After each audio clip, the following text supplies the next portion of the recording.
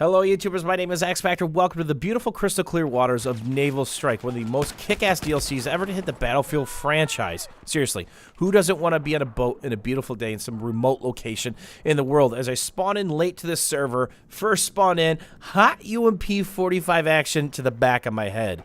I'm going to be running Assault with Bag and Defib, and I'm going to be using the DMR, because this is really good map for that, medium to long-range encounters. Remember, it's a headshot, chest shot, or chest shot, headshot at max range, or 3 body shots. Today we're going to be talking about what DICE needs to address to kind of fix and tweak Rush, and what they are addressing right now in CTE, what's more than likely going to be hitting the summer patch, and some of the things that they need to do to really clean up Naval Strike Rush. I enjoy Naval Strike a lot, but there's some problems when it comes to Rush. Now, DICE has taken an attempt and have fixed several maps when it comes to Rush for more fluid gameplay and more boots on the ground gameplay. They've actually flipped the starting location on several maps, including Flood Zone. I don't know if you guys remember, but way back when, the attackers used to start from the other side, and that kind of made that map a little bit more fluid. The squad spawn beacon has already been adjusted on several Rush maps, and DICE is actually looking to make that a uniform change across the remaining Rush maps. And there's 2 different changes that they've made. In the majority game modes in Battlefield 4, if you spawn on a squad spawn beacon outside, not in a building, you will parachute in. That means you can javelin lock tanks or LAVs from up to 600 meters. Then, of course, drop C4 on rush positions that the defenders or attackers might be pushing. Clearing that off, making Rush a very stagnant game mode right now, completely stopping any sort of push defenders or attackers can make at the moment. Not to mention, the only way to take care of that, more than likely because it's behind cover, is if somebody busts out a MAV, and then they just plop another one down, and it's a never-ending battle. So DICE is looking to fix that aspect. There will be no more parachute spawning in on any of the Rush maps. The next thing is, if they do have a beacon down on your current set of mcoms, you don't get it, you go to the next set of mcoms, that beacon is still active on several of the maps. What's supposed to happen if you do have a beacon down on that set of mcoms, if you are, let's say, the defender, that's not going to be active anymore if the team makes it to the next set. So that should make the gameplay a bit more fluid.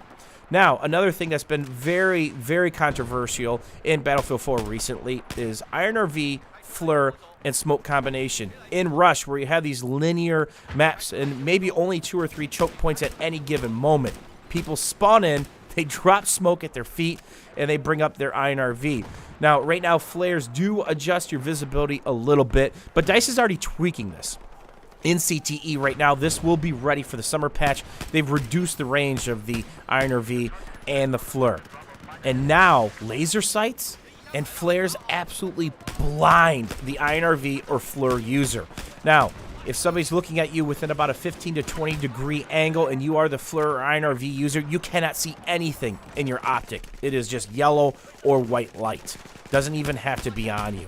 And again, they have reduced that range. Rush has really been messed up by the IRV Fleur smoke combination, and sometimes certain maps, all you see is smoke, and then of course flare spam to counter that. That means the IRV and the Fleur users can't see. That means people using normal optics can't see, and no one can really see. It really messes up the fluidity and the actual gameplay of Rush right now. So the changes on CTE are decent. The developers have been working on making additional tweaks as that body kind of goes flying there, but you will see the majority of those tweaks when the summer patch finally hits in the next couple of weeks. And the next thing that was changed a while back over on CTE is the flashbang's been reverted back to its old state, which more than likely I would have eaten that one, but if you see an enemy flashbang coming, you can simply step past it, take a couple points of damage, or simply turn your head for minimal effect, just like you would in other popular shooters such as Counter-Strike Go. Now we have a common scenario on several of the Naval Strike Rush maps, and this is something that I believe DICE needs to work on. The defenders push up, the attackers have open water to cross, and there's really nothing to break their line of sight as I get a cheeky little headshot and somebody on the rib. And therein lies the problem. My personal philosophy, more than likely DICE's, let's assume there's 3 sets of mcoms. The first set should be the easiest, the second should be harder, the third set should absolutely be the hardest. But on a lot of these Naval Strike Rush maps, the first set is the hardest. Most teams don't even get past them on several maps. And then the map, if they do get past them, opens up and it's an absolute blast. And that right there is a picture of the problem. The defenders push up, Then they get a bunch of UCAVs, SRAWs, javelins. The javelin can lock from 600 meters away.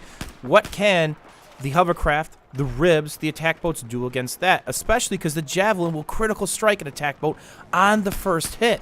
So is this a balance issue with the javelin that we're talking about? Is it a map design issue? Remember, DICE has flipped several maps around where you actually start from the opposite side. Is that something that has to be done here? Or does more cover have to be laid out for the attackers on these maps? But that only protects you from breaking locks such as the javelin.